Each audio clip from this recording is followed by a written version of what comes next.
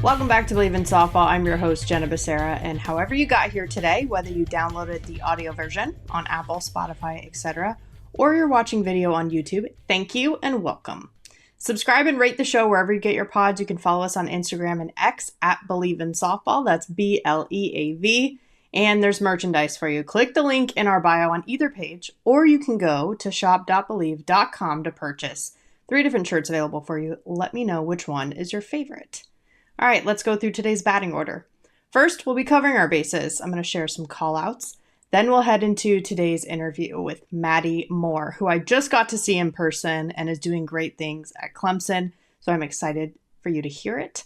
Then we will bring it home and wrap up with some final thoughts. All right, let's go. Covering our bases. I am back from my nearly 2-week trip on the road. So first, it was the Florida State series at Virginia Tech, and it was cool for a few different reasons. It was a ranked matchup, of course, and a big series that at the time did determine the final ACC standings. I also got to say hello and chat with Michaela Edenfield and Jenny Dalton-Hill, both now new members of the Believer family this season.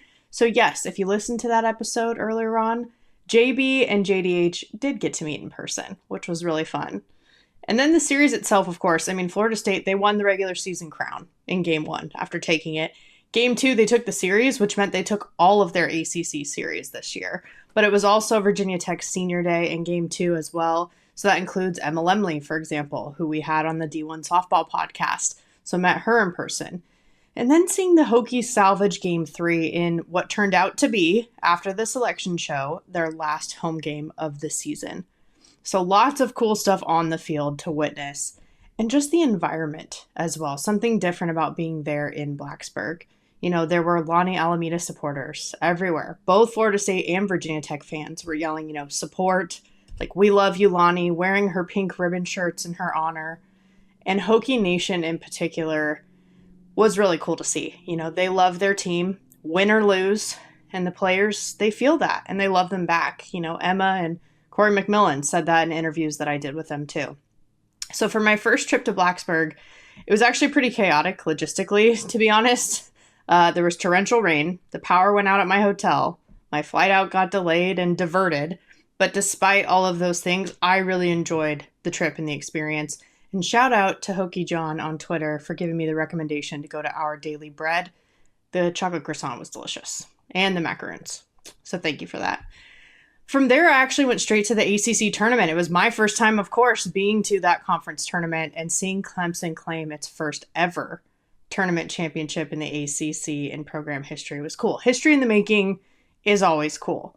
And then seeing, of course, my college coach and a Believer, too, Head Coach John Rittman, get to do it, added an extra layer there, even seeing his wife, Lori, who was around all the time when I played. That just makes it a little cooler. And then to see a conference that's on the rise the way the ACC is, 3 different teams have won in the last 3 years of the ACC tournament. That didn't used to happen. And it is, speaking volumes to where the conference is at and where it's going from here.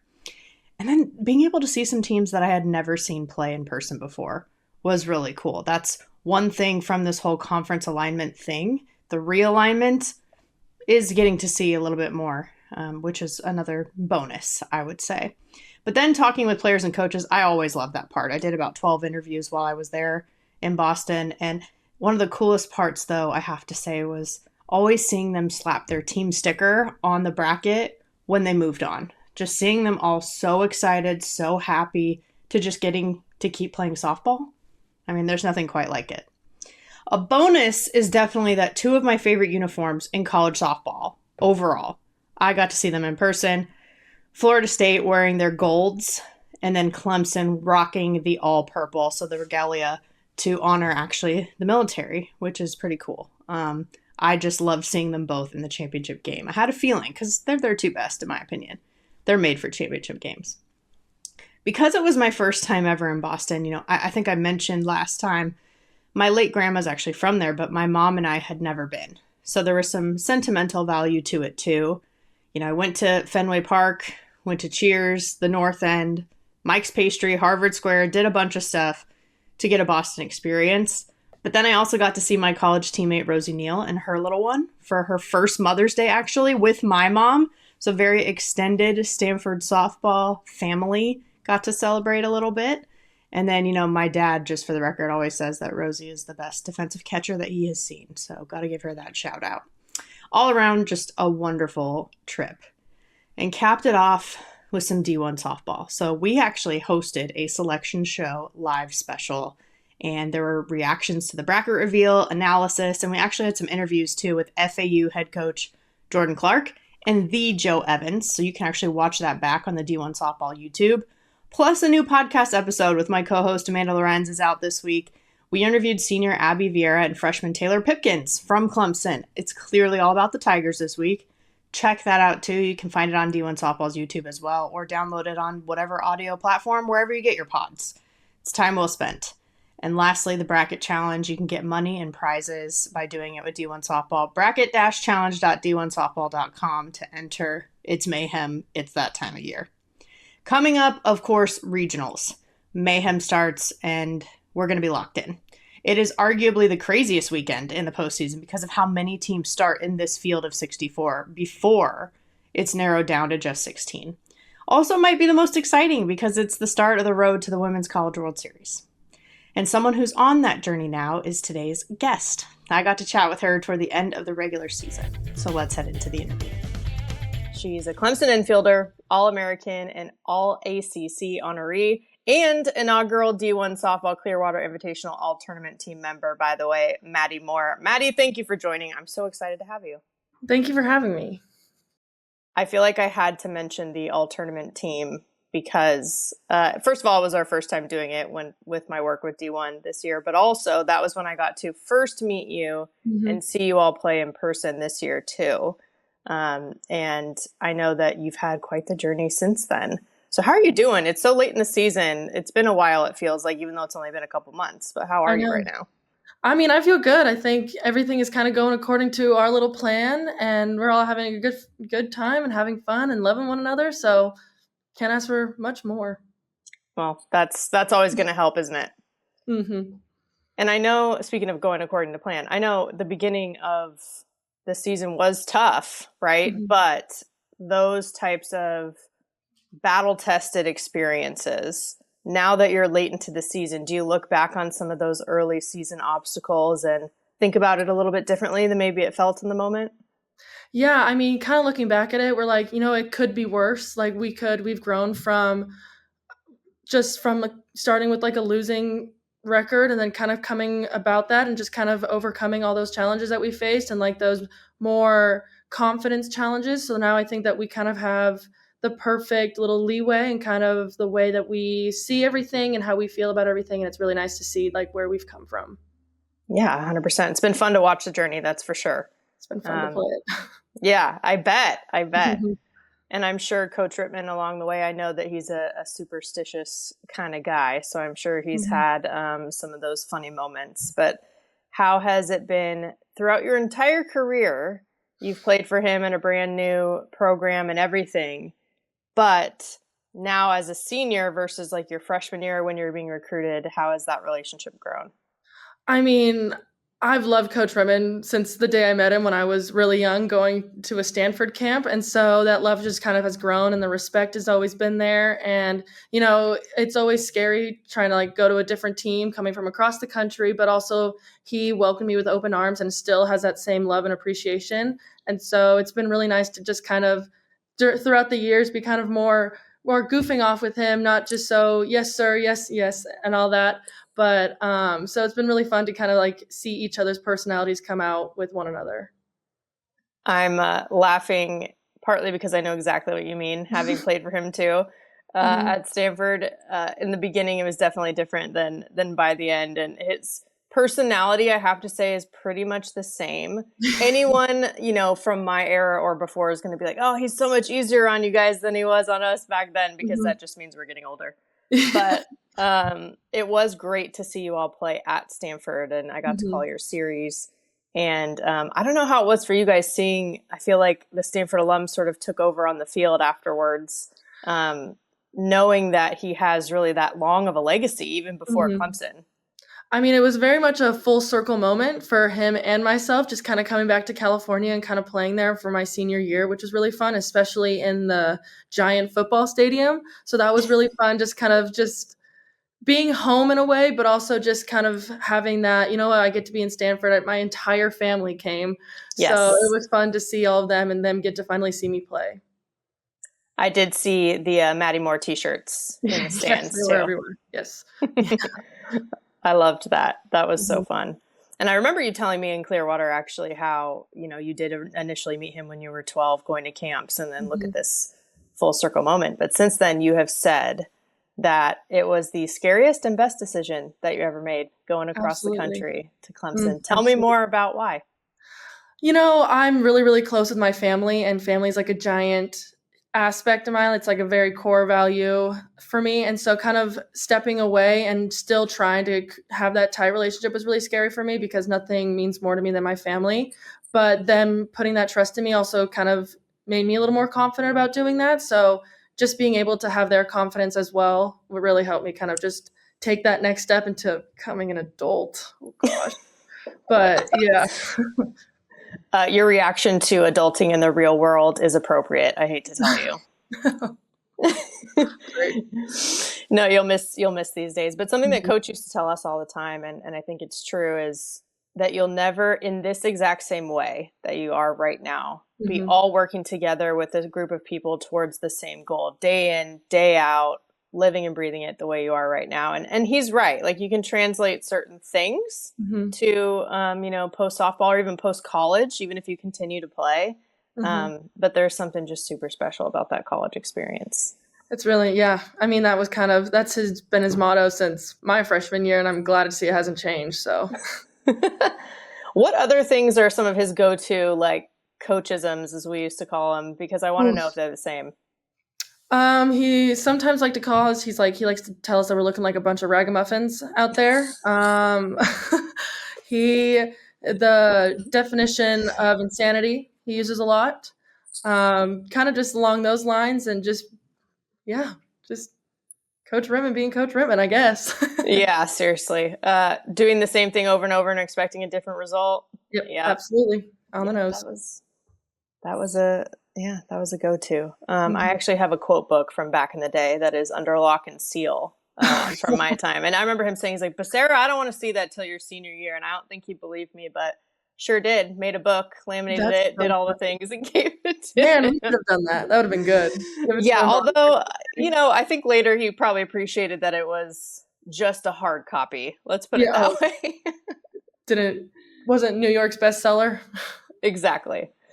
And actually, Lori appreciated it, his wife, too. Has she been around? Obviously, a former softball player, too, but just he's such a family man. So yes. So she's probably at every single one of our home games.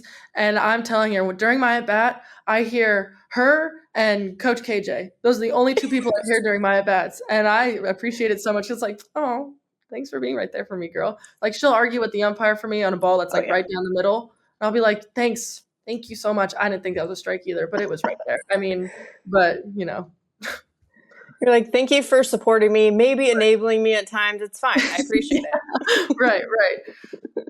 One of my favorite memories from college and practice is, it was a long practice one day. It's a bit of a grind, one of those days kind of thing. And we're in the middle of, I think we were doing either situations or infield, outfield, or I don't know. It was full team stuff, and we were all pretty tired. All of a sudden, here comes Lori. She's pushing a cart. We're like, what is she doing? It's an ice cream cart. She has a bell in her hand, and she just starts ringing it. And she's like, "Practice is over. Practice is over." And Coach was just stunned, and he was like, I guess practice is over. Wait, I love that. Yes. So then it was over. We all had our ice cream, and we were like, "Lori, we love you so much." So shout out to Lori. That's so funny because Lori will come to us and be like, "You guys, if you don't want your cookie, stop giving it to John." We're like, "Okay, sorry." Sorry. That's hilarious. He was a Girl Scout cookie guy back in the day too. Oh yeah, we have to. It's always sometimes in our training room. There'll be like boxes of Girl Scouts, and he'll be like, get those away from me. Just get them away from me. It's like, okay, we'll put them in the fridge. Sorry. Yeah, maybe slightly more self-control than he used to have, although it sounds like maybe not.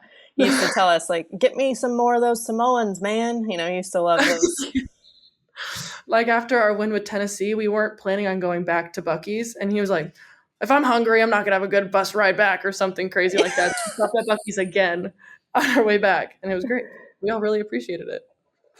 Yeah, comes in handy sometimes, doesn't it? I'm with you there.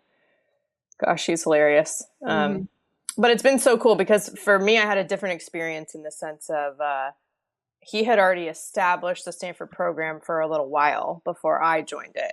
Whereas for you, when you committed, they hadn't even played an official game yet. Is that right? Yeah, the stadium wasn't even built when I was here. So for my first camp that I came here, the stadium was just kind of like a hole in the ground. And then when I came back, it was built. I was like, oh, this is great.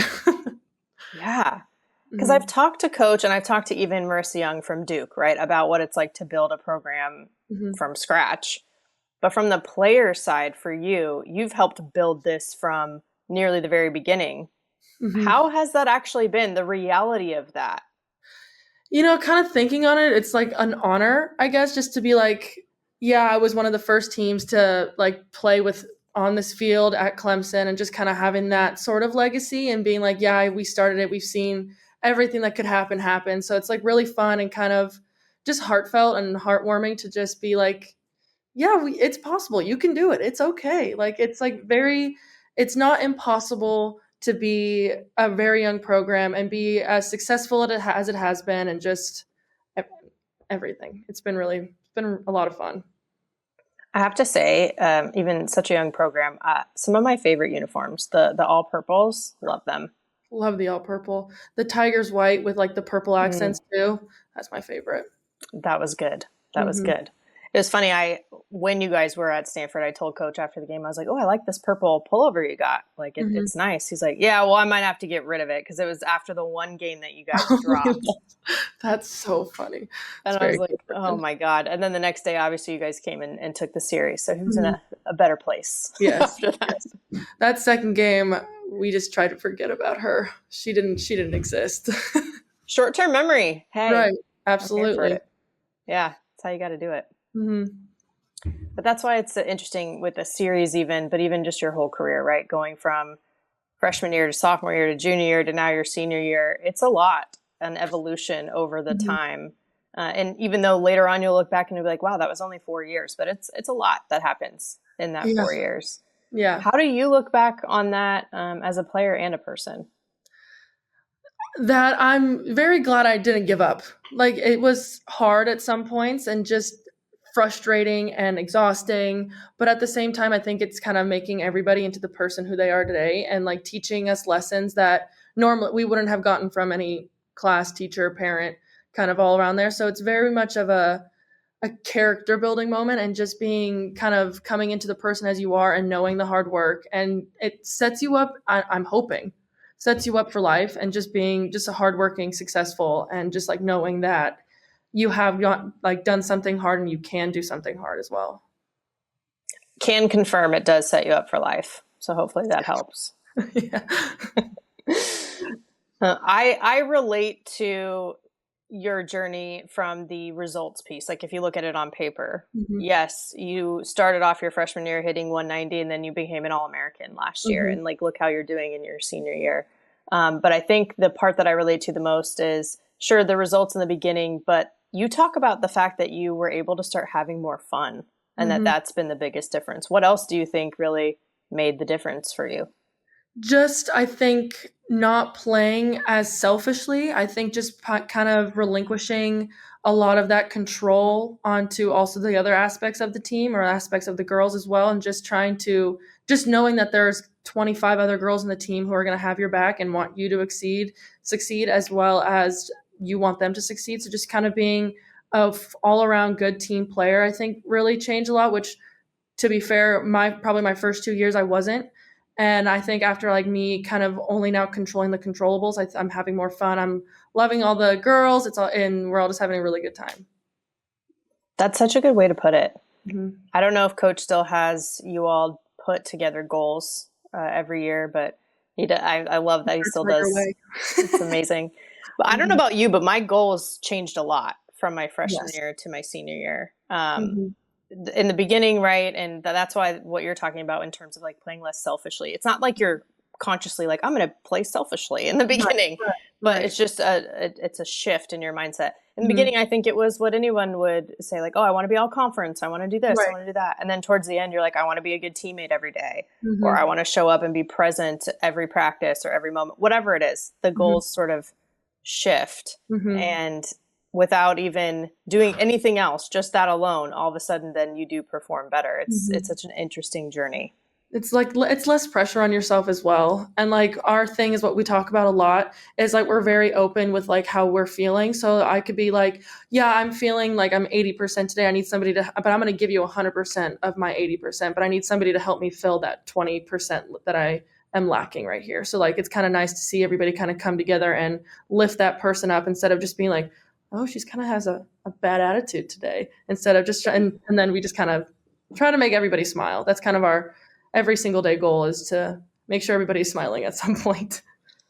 You guys have fun. Mhm. Like you look like you're having fun Mhm. as a group. Like obviously you individually, you've been on your own journey in that way, but Mhm. as a group, and even seeing, we weren't allowed to have walk-up songs. So here's another example of like, see, coach is easier on y'all than he was on us. But like just those types of things, you guys have fun in the dugout. It seems like your cheers, like just Yes. pumping each other up. I just love to see that from a group. Mhm. It's also nice to kind of show our non-softball personalities and kind of see that shine through every single game. So it's really fun to kind of just goof off and just be ourselves. How would you describe, or maybe a better question, how would your teammates describe your personality on the field versus off the field? Oh gosh. Um I think in some situations during the game, I'm like really loud and really intense, I think. But I don't know. I'm hoping that I still kind of keep that goofy, lightweight or lightheartedness kind of on and off the field, just because I'm trying not to take everything a little too seriously. But yeah, I think I'm hoping there's a good portion of my personality in each situation. So Well, I think that at least from an outside perspective does shine through. If that helps. it does. Yes. Good, good. But the other thing is when you're on the field, what I think is cool and I appreciate, I love versatility in general, Mhm. but to see someone like you where it's like you have power and speed. You Mhm. can leave the yard, but then you're also the all-time stolen base leader at Mhm. Clemson. So which do you like better? Like what feels better? Maybe like hitting a shot in the gap or like stealing a base from Oof. somebody? I just think it's universal, the whole hitting the ball in the gap situation. I mean, what's nice is like I can rely on my speed to get me into like a scoring position, but there's nothing that feels better than having a good contact ball and scoring the runner from second. I think that's like the best feeling in the world, or just like having a productive out. I think there's that nothing really kind of tops that. That's totally fair. That's totally fair. For anyone who maybe speed is not their thing and Mhm. they haven't experienced that feeling of being able to steal bases like that, how would you describe it? Like that actual process, literally, when you're leaving the base and then you slide in and you're safe. So my thing is like I'm always looking at Coach Rittman for some sort of sign. So but when I'm going, I'm like in my head, I'm like, don't leave early. Don't leave early. And I like watching I'll like check and tell the catcher, and then I'll look at the girl at second base, and I'm like, am I gonna make it?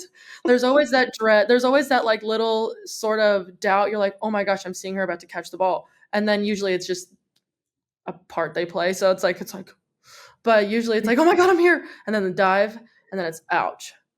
Yeah. So, but usually when I'm stealing, I think I like black out because I'm Yeah. like I have an end goal and I have to get there because that catcher behind the plate, she wants to get me out as much as I want to be safe. So I need to get there. I love how real your answer was. I appreciate that. Thank you. Because it's true. Yeah. Um, Honestly, lots of times when I'm on a broadcast, mhm. they'll ask me, what are they thinking right now in this moment? Or like, what are these players or this coach? What's the conversation? And Mhm. sometimes I'm like, it's not as crazy as you think. It's more what you just described sometimes. Sometimes it's really not that deep. It's just you have a plan and you gotta do anything you can to complete it. Yeah, that's right. I think simplifying. It's simple to say and easy, but not easy to do, to simplify the game. Right. I think at this point it's simpler, but like learning it was not. It was very much a very calculated, you have to do this, you have to leave, start rocking back when she's at this point of her windmill, but now it's just kind of second nature from all the practicing, and so it's simpler now, but it wasn't simple learning at all. Right. That's 100% right. Mhm. Yeah. Then the feeling for maybe the opposite, maybe somebody doesn't get, the home runs every other day, but they have a different type of game, maybe it's a short game, etc. How would you describe the emotions of when you connect and you hit a home run? Well, we posted on our Instagram the how do you say it? Hoyer's yell, whatever his name is. Oh yeah. That one. That it's very much that feeling. It's the moment of like kind of seeing the ball off the bat and then kind of seeing it go over. And my favorite is when you see the outfielder stop running towards them. Yep. And then having that little confidence boost as well. Yeah, that is good. That is good. And you can tell even off the bat sometimes, but when you're right, when you see the outfielder give up, there's a little something about that. That's a great point. But I also love the fact that you're a very well-rounded player in the sense that there's offense and defense. Some people thrive in one or the other, but I love that you love both. And the fact that you've played a lot of positions too. I mean, obviously we've seen you at second base a lot, but you've been around the infield a bit in your career. Yes. Yeah. How's that experience been? It was fun. I liked it just because it was like, I loved how the coaches trusted me to be able to complete the task at hand. It was stressful because I think I just fell in love with second base, and so moving back to shortstop, I was like, okay, we're in a different angle. That's okay. But I just really appreciate that the coaches really had faith in me to be able to move me to where they needed me. Yeah. It is a good feeling to fall in love with a position, even if it's new. I'd imagine you probably grew up a shortstop, right? Because so many of us do when we get recruited. But then to actually fall in love with second base, that's pretty special too. Yeah, it was always fun because Reagan Spencer, who graduated last year, when I was going into my junior year, she's like, "No, yeah, you're going to be at second base." I was like, never really played there before, but if you Bleav I can play that position, I'll play that position. And then I was like, no, he'll probably still stay at shortstop or third or something around there. And then I moved to second, fell in love with it, and I was like, oh, you were right. This position's great. I would argue that second base, in some ways, at least on the mental side, is harder than shortstop with coverages and things like that. Yeah, I think there's like a give and take to all of it, just because at second base you don't really have to worry about a throw. So like you still have more of that, you have more space in your brain to kind of figure out all the different plays and all of that. True. Yeah. I remember in like bunt slap situations in practice, second base was just sometimes stressful. Because I don't know if coach was trying to make it that way though. Who knows? It's just running around. It's just like, okay, so are we in slap defense or are we in crash defense or are we in? But luckily, like we have really good communication in the infield, so we kind of are all on the same page, which makes it really nice. So if we have a question, we just look over it and we'll be like, what play are we in? And so to be like to rely on the other people in the infield. Yeah. Oh, I'm flashing back now to practices with coach specifically too, and doing all the infield stuff. I also played multiple positions in the infield, so I feel you. Feel you, kid. Pregame? Yeah. Oh man. And trying to have a perfect pregame was such a big deal. And also remembering what comes next in the order and be like, and being at second, you have to run back to second base to get the double play throw. You're like, right here. Sprinting. Yeah. I remember he would this is just his personality. You'll get it. I think one of our assistant coaches at the time, he decided to tell us right before we went out to pregame. So we all brought it up and we were about to go out to do pregame. And he goes, all right, let's see how well we can focus. Coach A's pregnant. All right, here we go. And we're all like, what? And we all sprint out. we did not have the best pregame from my I memory. was about to say, that would have been like, what do you mean? But yeah, but he, it was like that was the time to test us. It was before pregame of all things. It was just such a big deal. Yeah, we haven't done anything like that. Usually we just kind of break it out. Coach is already at the plate with his batting gloves on, and he's ready to have a good pregame. Yeah. Since he was an outfielder too back in his day, I remember sometimes the outfielders would just kind of be chilling during practice when the infielders are sort of dying. We used to call it crossfire, like all the grounders we were taking. But because he'd watch the infield sometimes and he'd be like, oh yeah. And then he'd like hit one to the outfield and we were like, you guys have it so easy compared to us. I don't know if he still does that. Like during we have like both our moments. So like he'll go out to the out and he'll be doing all the outfield cuts and all that stuff. And then we'll come in and vice versa. But when we get into pregame, the outfield, like it has to be perfect. So there'll be multiple rounds of just the same thing. Cause he's expecting the good throw on line, coming through the ball, turning the heel and all that. And just making sure that the outfield is in the best condition it can be, which with our games, they've been killing it. Yeah. So it's like it pays off. You're like, fine. I mean, it's all good. It's all for the benefit of it all, but it's like, sorry, you guys. Like their arms must be just dying. But that's another question I have for you too, is defense versus offense. So you already said it, that feeling of hitting one in the gap and bringing someone home, it feels great. That versus making a diving catch, what feels better? I love defense. If I had to choose, if you were giving me one or the other, I would choose defense over offense any day. I think defense is so fun. Just being able to, I don't know, it's having that battle against the batter, just trying to be able to, who's going to win in this situation. So like making a double, like a diving double play is amazing. Catching a line drive through the air is such a good feeling. Or diving for a ball and getting it on that weird hop and like being able to be on the ground and still be able to field a ground ball. I think for me personally, that's the best feeling in the world. I couldn't agree more. So I knew we were going to be friends, Maddie. Because my thing is like, I feel like I got a lot better at offense when I was more confident on defense because it was less to worry about. And so that makes sense. Kind of meshed together quite nicely. Yeah. How would you describe how that feeds into one another? Because you know how, like with a team, for example, a big defensive play, all of a sudden maybe they're fired up on offense when they get back in the dugout, or vice versa. Tell me more about how that feeds into each other? I think it's just very much a momentum shift in a way. Like the pitchers know that you have their back, and so going in there, you also want to be able to hit well for your pitchers, so that we can keep making these plays for them and have everybody kind of firing on all cylinders. But defense, I think, is like, I mean, anyway, you could, if you have a bad at bat and you're kind of feeling it, and the ball is probably going to get hit to you that inning. Yeah. Like that's just the way softball works. And so I think that like just being really confident on defense also makes you more confident in the batter's box, because you're like, I just made a really cool play. Now I really want to hit this ball. It's not like, it's like, I know I can. And so for me, it's very much like a momentum shift, an energy shift, just kind of a whole confidence, just having fun, playing free. Yeah. We used to talk about how, to sort of simplify things, it's just about playing catch, right? Like you're just playing catch if you want to simplify it a little bit, and then that kind of bleeds into everything else. Yeah.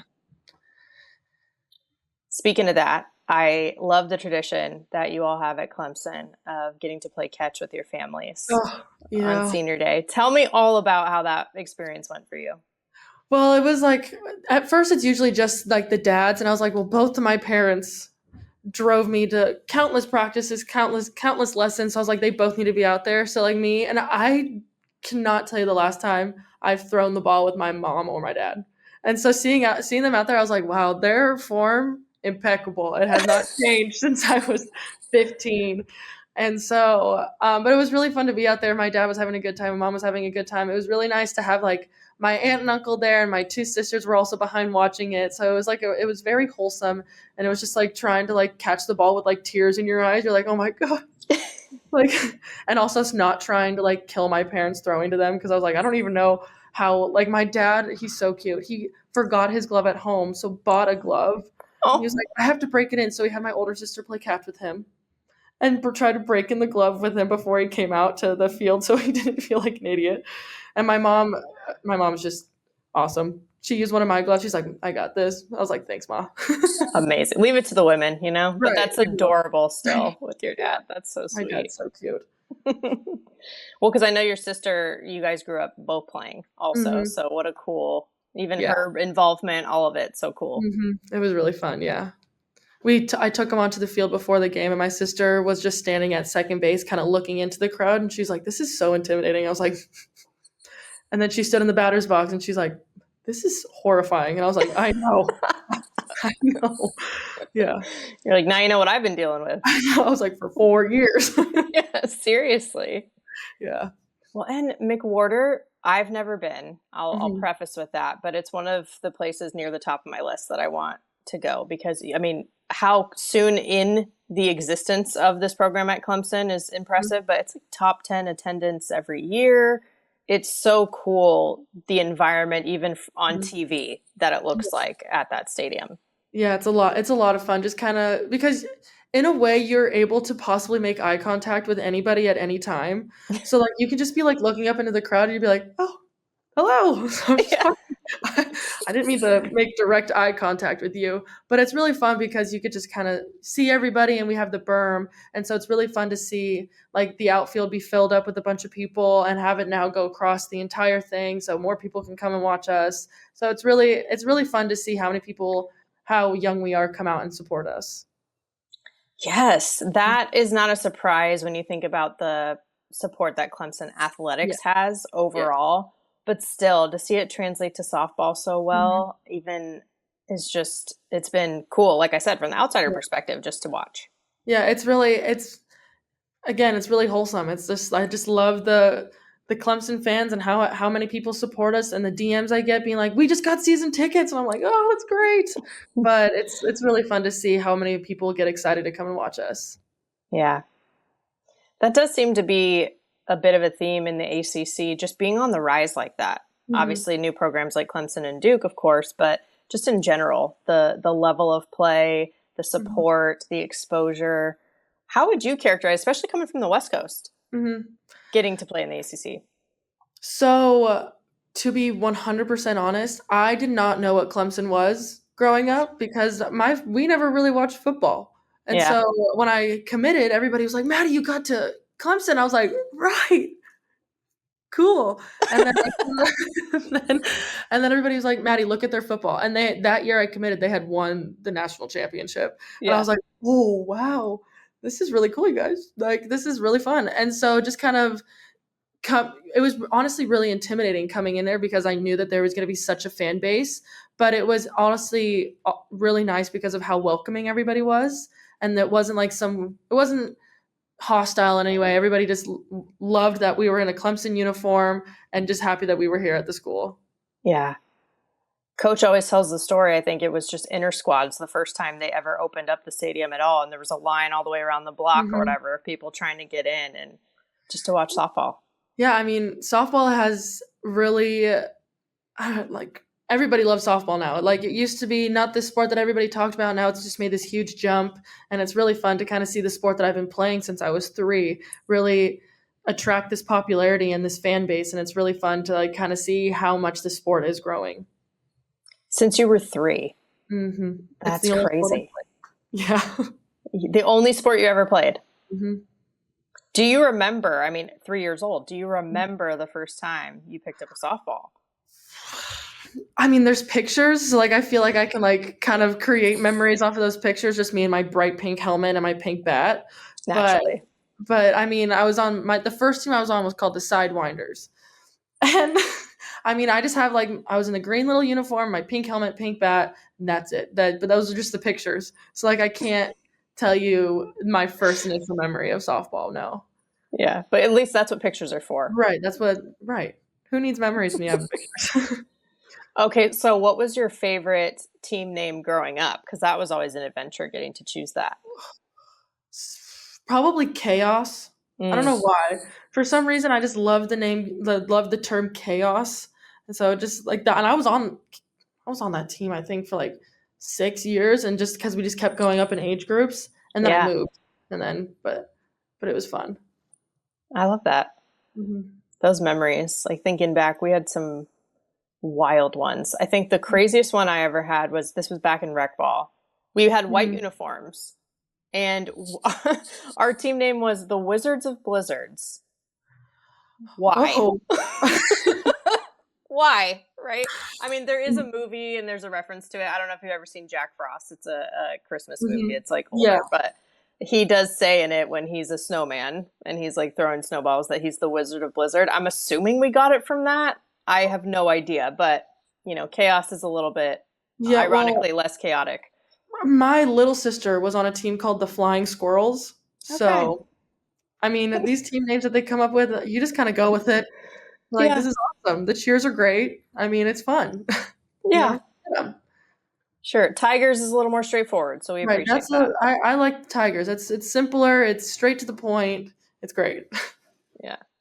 And though it's simple and straight to the point, you're right. But the combo of purple and orange, I like that it's more unique. Because there are purple teams, not a ton, but some. And there are lots of orange. But purple and orange, not so much. Who would have thought the combo would go so well together? Yeah. You have to do it right, though, in the uniforms. And like I said, you guys do. So I appreciate that. It's a very much of a team opinion on the jerseys. We'll put something on, we'll be like, that doesn't look right. And so we'll be like, can we please wear this instead? And so, but yeah. Team collaboration. Yeah. As it should be. We used to say, you look good, you play good, you play good. Or no, look good, feel good, play good, win. And that's it. Okay. Man, I always heard the look good, play good. That's as much as it got for me. That's the gist. You simplified it. See, right. That's all you got to know. But like I said, being in the ACC too, getting to be a new program in a conference on the rise. Now that you are more familiar with not only Clemson, but what's going on the East Coast, even though it is bi-coastal now, but primarily on the East Coast. How do you look at ACC softball? Like, what do you think people should know about it? I don't know. I think the ACC adding Cal and Stanford and for softball, I don't know. I think we've added a lot of new talent, and I think that the ACC is really on the rise for softball, and we're becoming these teams that are almost untouchable. I mean, Duke is so good. Florida State's amazing. Virginia Tech is so good. We're really good.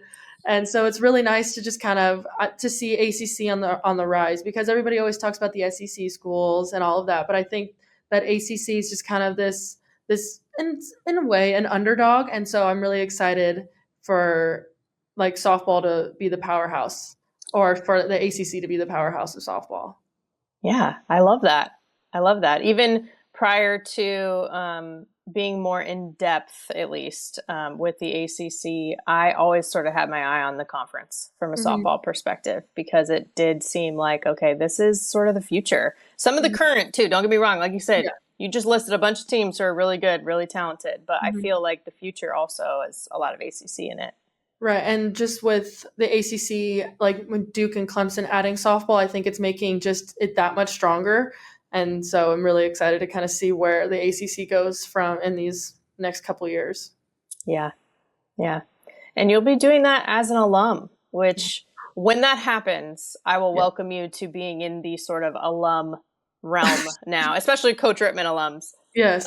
But you have business to take care of first. But just being on the field for senior day and that experience, of course, you had that with your family, got to play catch, do all of those things. But did it sink in that, what senior day is? It's like, this is one of the last times, hopefully not the very last, but one of the last times that you'll play on that field. So it was funny because like during the time, like they bring out this giant poster with our jerseys in it and everything. And Sam Minish and Julia Nuller brought mine out, and they were crying, and I was like, oh, we're fine. I'm fine. Like I was more just like, I think shell shock. I was like, I don't know what's going on. I have so many emotions going through my body. I don't know what is happening. But then after it, because I went up and I talked to my family, I was up there for a while, so I had to come back down and pick up all my stuff, and everybody was practically gone. I like looked at the field and I just started bawling. I was like, oh my God, I love this field so much. And of course I felt so bad because the field crew guys we're working on the field as I'm just sobbing.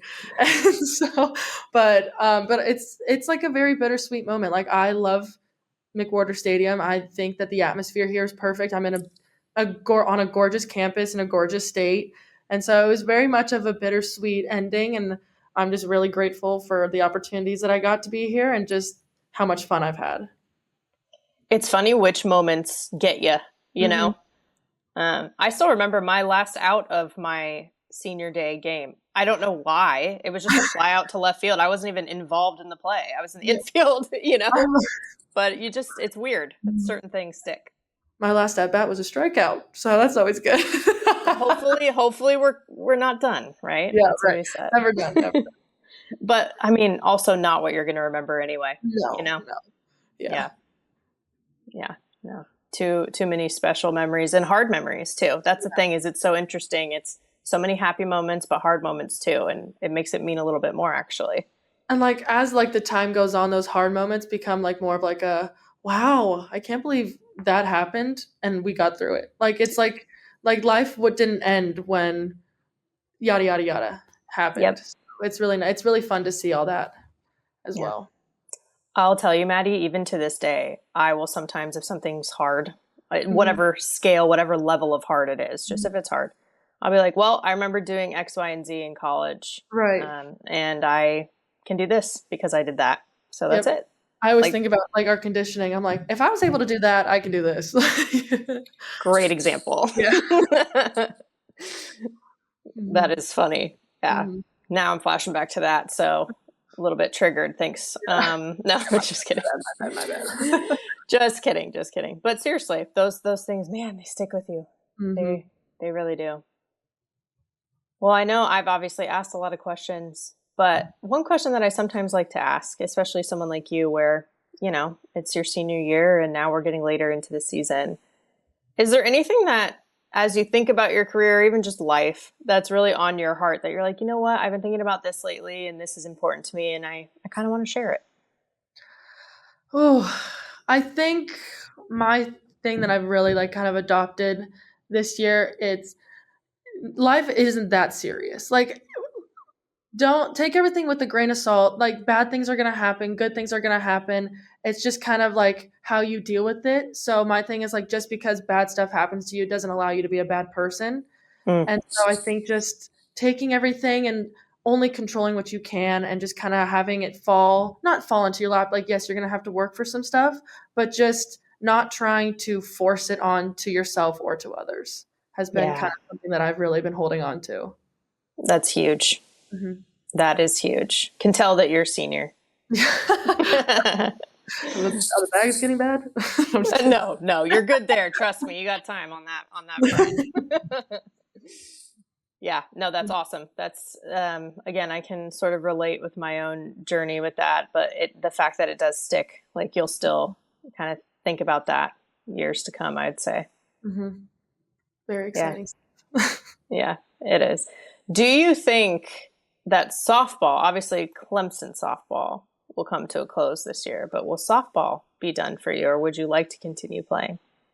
You know, if the opportunity arises, I would love to continue to play. I think that everything that's going on is super exciting, and it would just be an honor to be drafted or just to be thought about. But, you know, I would love to continue to play if it was on the table. I think that would be really fun. Well, I agree. Yes, I cannot wait for the potential to see more Maddie. Oh, thank you. You See what I did there? Yeah. You saw what I did there, right? Okay, good. Yeah. Well, on that note, I do wrap up playing a game with everyone who comes on the show. So it's called Safer Out. Okay. And even Coach did this. So just saying. No, but it's just, if you're the umpire, so if you like or agree with a topic that I bring up, you'll call it safe. If not, then you call it out. Okay. Yeah. Hopefully straightforward. I was about to say, it doesn't sound too complicated. Okay.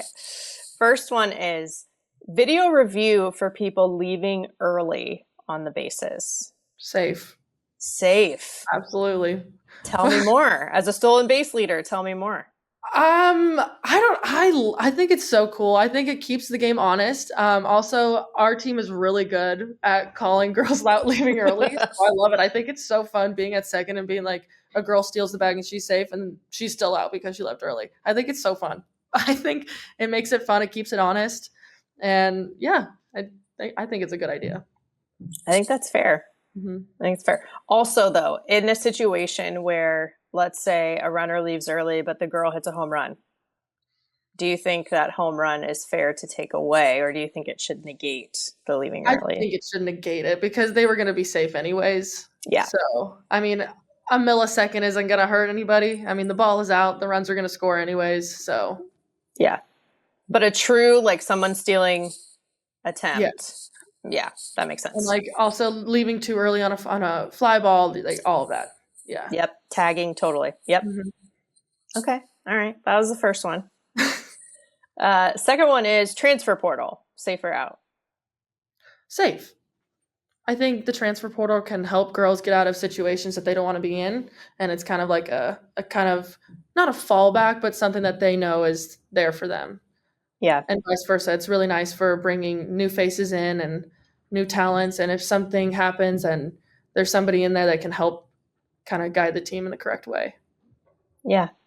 Yeah, I get that. I mean, it's cool because your journey, like we talked about, the evolution of your career, as people from the outside who might not understand intricacies of what it's really like to be in your guys' shoes might be like, oh, well, I wonder if she thought about transferring. Right. But you worked through it and you stayed and you loved your experience. And I think that's cool too. I think the point is that to your point, it's whatever's best for you. Yes, absolutely. Yeah. All right. That was the second one. Okay. Last one is bat flips. Safe or out? Safe. I think bat flips are so, yes, be safe with them.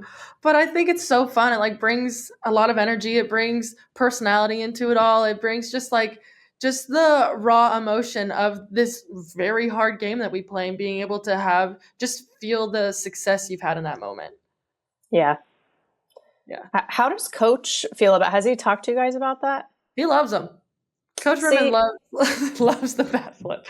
He thinks it's funny. I mean, be classy about it. Like, don't be throwing it at the opposing team's dugout, but like, it's fun. I mean, it's a nice feeling to hit a home run and know it's out and be able to, like, I don't know, have some swag with it.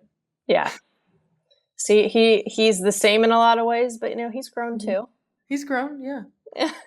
He's still, though, I've noticed, like, just it's funny, you guys, maybe you bat flip or you guys go crazy, but then he's still just like the dignified handshake when you're coming around that's third my base. favorite thing. One of my biggest like things that I think about while like going around, I was like, don't miss the handshake, don't miss the handshake, don't miss the handshake, because that would be embarrassing.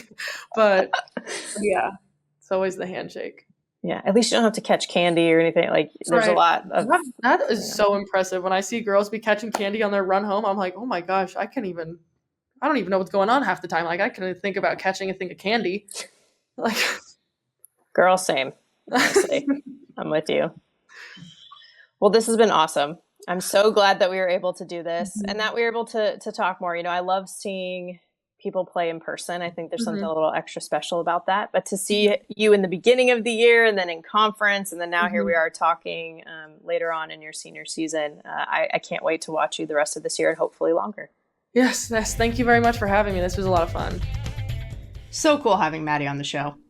From first seeing and talking with her at the Clearwater Invite to then witnessing the ACC tournament title run. It's just been really fun to watch her and the team. Seeing the growth of the program like that, and then seeing the growth of a player like that, that's what it's all about. So with that, let's bring it home. You've been listening to Bleav in Softball, part of Bleav Network. The show is available anywhere you get your podcasts, wherever you listen, including Bleav.com and YouTube too. Subscribe to the show, rate the show, and if you liked it, write a review.